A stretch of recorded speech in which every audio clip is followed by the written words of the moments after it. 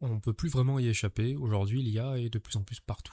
Dans la littérature également. Peut-être que nombre d'entre vous ont déjà rencontré, sur les étals de sa librairie préférée, des couvertures générées artificiellement. Peut-être d'aucuns parmi vous ont pu constater qu'une traduction a été déléguée pareillement à une intelligence artificielle. Et peut-être qu'aussi parmi vous, certains ont eu la mésaventure de rencontrer un texte qui a été, pour un chapitre ou deux, ou pour l'ensemble du roman, artificiellement généré. L'essor de l'IA est donc à craindre partout, même dans les domaines pour lesquels on pensait l'humain irremplaçable. Et je ne sais pas d'ailleurs s'il faut garder la formule au passé. Personnellement, je persiste et je signe l'humain dans ces domaines, les domaines de l'art, est irremplaçable. Je pense en effet qu'un livre n'est jamais qu'un livre, qu'un livre ne se réduit jamais à l'objet en lui-même. Parce que un livre, c'est une sublimation, c'est une pensée intime, une pensée cachée qu'un auteur, par son truchement, nous confie. Un livre, c'est toujours un bout de quelqu'un. Et c'est en outre ce pourquoi je crois que l'IA, les LLM, n'y pourront jamais rien. Qu'on me pose la question de si je crains leur essor dans la littérature, et j'y répondrai que je ne m'en défie pas. Je ne m'en défie pas parce que ce que je veux, moi, ce que je recherche, c'est ce bout de quelqu'un. C'est sa traversée, c'est son monde intérieur. Ce que je recherche, c'est cette connexion avec quelqu'un qui est loin et qui est très près en même temps. Que cet auteur ou cette autrice me fasse voir les couleurs comme je ne les vois pas, qu'il me montre ces arbres là-bas auxquels je n'ai pas forcément fait attention, que l'auteur ou l'autrice me transporte en me parlant d'idées que je n'ai pas ou de considérations que je ne comprends pas et ne comprendrai peut-être même jamais. Ce vécu-là, de l'ordre de l'agent et de la sensation, cette métacognition en somme, n'a de sens que si je la partage avec une machine biologique qui est strictement semblable à la mienne. Irais-je croire par exemple à un LLM qui me parle d'amour? Il peut bien le faire, il peut même très bien le faire, il peut calquer son expérience de l'amour sur des milliers et des milliers d'ouvrages, y compris peut-être même les meilleurs, il peut reprendre tout cela, comme la machine humaine le fait, mais il ne peut pas sentir l'amour comme moi je le peux sentir. Il ne le pourra jamais. Son corps à lui est figé, il ne touche pas, il ne sent ni les parfums ni la chaleur, il n'a pour véhicule que des milliers et des milliers de données. Pour aller peut-être plus loin dans cette argumentation, j'aimerais ici évoquer les qualia. C'est la fameuse expérience en noir et blanc de Jackson, que d'aucuns d'ailleurs appellent l'argument de la connaissance. C'est une expérience de pensée dans laquelle on imagine Marie qui vit toute sa vie en une chambre strictement noire et blanc. Faut imaginer une chambre sans fenêtre, où les murs, les images à la télévision, la couverture de tous ses ouvrages est en noir et blanc. Dans cette expérience de pensée, Marie s'est spécialisée dans la neurophysiologie de la vision et elle a assimilé toutes les informations physiques qui sont nécessaires pour expliquer ce qu'il se passe lorsque l'humain voit quelque chose, un fruit, une table ou bien le ciel. Elle sait par exemple la combinaison de longueurs d'onde qui stimule la rétine. Elle sait ensuite comment le système nerveux central va traduire cela. Elle saura alors que le ciel est bleu parce qu'elle sait tout de la physique concernant notre lecture des couleurs. Mais que se passera-t-il lorsque Marie, pour la première fois de sa vie, quittera sa chambre en noir et blanc? Est-ce qu'elle va apprendre quelque chose de nouveau? Est-ce qu'elle va apprendre quelque chose sur le fait que le ciel est bleu? Elle sait tous les nombres, elle a déjà étudié cela, elle avait toutes les données à disposition. Mais alors, est-ce que l'effet que cela fait que de voir du bleu la changera?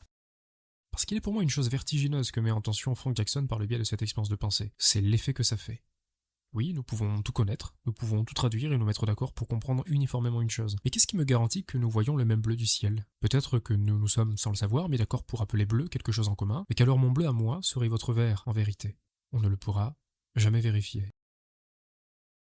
Ce que met en évidence cette expérience de pensée est que la sensation de Marie qui voit le bleu du ciel pour la première fois dépasse la seule compréhension physique et objective du monde. Nous pouvons savoir avec exactitude le fonctionnement d'une chauve-souris, par exemple, nous pouvons compter avec une grande précision le nombre de clics qu'elle produit pour se repérer dans l'espace, nous pouvons savoir que ses sons l'aident à s'écolocaliser, que ce retour de son aide à lui formuler une image mentale, mais nous ne saurons jamais rien de l'effet que cela fait que de voir avec le son. Nous pouvons bien sûr nous l'imaginer et tenter de nous le figurer à notre manière avec beaucoup d'imagination en se représentant les choses, mais nous n'aurons pas l'expérience phénoménale de la chauve-souris parce que nous ne sommes pas câblés comme elle. Nous voyons avec les yeux, la chauve-souris, et c'est un abus de langage, voit avec les sons.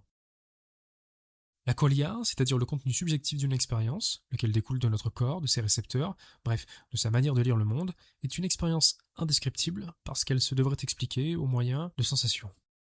Je pense qu'un LLM peut tout savoir de notre monde. Il traite davantage de données en quelques heures que nous ne pourrions jamais le faire en une vie entière. Mais le LLM, lui, ne se transporte pas.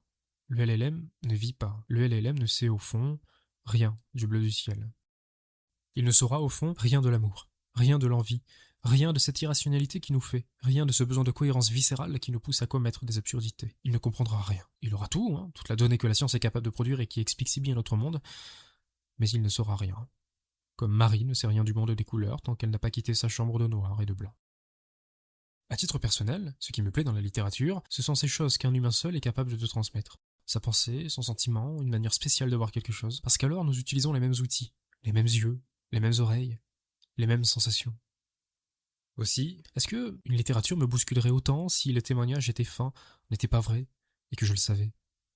Est-ce que les pensées de Marc Aurèle m'auraient à ce point changé si je savais que l'humain derrière n'était pas, et que Marc Aurèle n'était en vérité qu'un GPTs? Est-ce que les notes rédigées par Jean Moulin, si elles n'étaient pas vraies, m'auraient inspiré autant de confiance en le monde et mon prochain? Est-ce que la relation entre Gwynplaine et Ursus m'aurait à ce point touché si je savais qu'aucun humain, avec ses transports, ne l'avait écrite? Pour moi, l'écriture, l'illustration, la peinture, la musique, bref, tous ces arts découlent d'une vision, découlent d'une perception, d'une proposition. Pour moi donc, il y a toujours une intention derrière, aussi inconsciente soit-elle. Je pense qu'une œuvre est toujours imparfaite. Elle peut être parfaite peut-être pour certains, et médiocre, voire mauvaise pour les autres. En fait, une bonne œuvre ne peut pas parler à tout le monde, parce que nous ne sommes pas tout le monde. Nous sommes soit un individu avec ses préférences et ses sensibilités, avec ses récepteurs. Ainsi, l'art est à mes yeux toujours une proposition. Celui ou celle qui l'a fait n'est pas dans l'avis de charmer forcément son spectateur, son auditoire ou son lectorat, il est dans l'avis de parler à quelqu'un de ce qui le questionne, de ce qui l'anime, de ce qui le traverse sans en sortir. Je crois qu'en fait, l'art se fait dans l'intention. Et qu'est-ce qui questionne, qu'est-ce qui anime, qu'est-ce qui habite un LLM? Quelle est alors son intention? Ainsi, à l'image des chauves-souris, je pense qu'il n'est qu'un humain qui puisse comprendre un humain. Je pense que l'art est une expression foncièrement humaine et qu'il le doit rester. Si j'étais extrême, et je crois que je le suis sur cette position, je dirais que tout ce qui n'est pas humain n'est pas de l'art et qu'il faudrait appeler ça autrement. Je trouve d'ailleurs marrant que de mêler les mots IA et art donne IAR. On parlerait alors de liar, ce qui ressemble à un mot d'une autre langue qui signifie menteur. Car nous venons de le voir, l'IA qui nous parle d'amour est une menteuse. En tout cas, à ce stade. Alors peut-être viendra-t-il un jour où les LLM seront si évolués qu'ils prendront corps. On pourrait parler ce jour d'Android, et peut-être même de Nexus 6. Peut-être qu'un jour il sera difficile de différencier un humain d'une machine. Peut-être que l'une d'elles fera un jour l'exact même monologue que Rutger Hauer.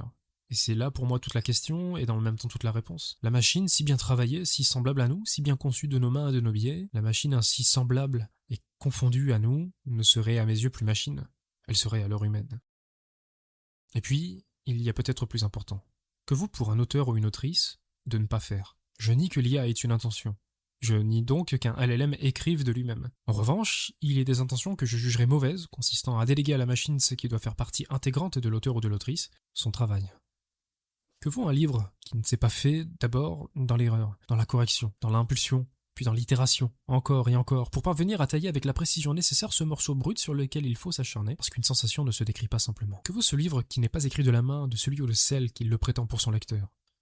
Et pour son auteur ou son autrice, que lui vaut ce livre qu'il n'a pas écrit? Où se trouve la si précieuse sincérité qu'en tant que lecteur l'on vient chercher? Et puis que vaut ce livre, production facile et sans intention, fantoche parmi les fantoches, dans une économie où nombre de ces choses se peuvent faire en un claquement de doigts et où les lecteurs comme les libraires coulent déjà sous les propositions? Une dernière chose. Un auteur ou une autrice, ainsi que sa maison d'édition, peuvent prendre la décision de dissimuler un recours à l'IA générative. Pour un chapitre, deux ou l'ensemble du roman. Pour la couverture également, pour la traduction aussi. C'est peut-être d'ailleurs déjà le cas, à l'heure actuelle. Et c'est pour moi ici une immense boîte de Pandore. Et c'est pour moi ici que commencent à naître de grandes déceptions. Je me pose la question. D'ici peut-être quelque temps, Anthropic ou OpenAI faisant d'autres prouesses, se peut-il que l'on me trompe, que je lise un livre dont je pense qu'il est rédigé par un auteur, que je trouve cette œuvre magistrale, et qu'un jour l'on m'apprenne qu'en vérité cette œuvre-là ne vient pas d'un humain? Dans cette forme d'expérience de pensée, si je puis dire, est-ce que cette œuvre, dès lors que je le saurai, même son souvenir, battra de la même manière chez moi? Est-ce que l'écho résonnera toujours? Me sentirai-je écouté de lire qui n'a jamais existé, mais a prétendu le contraire?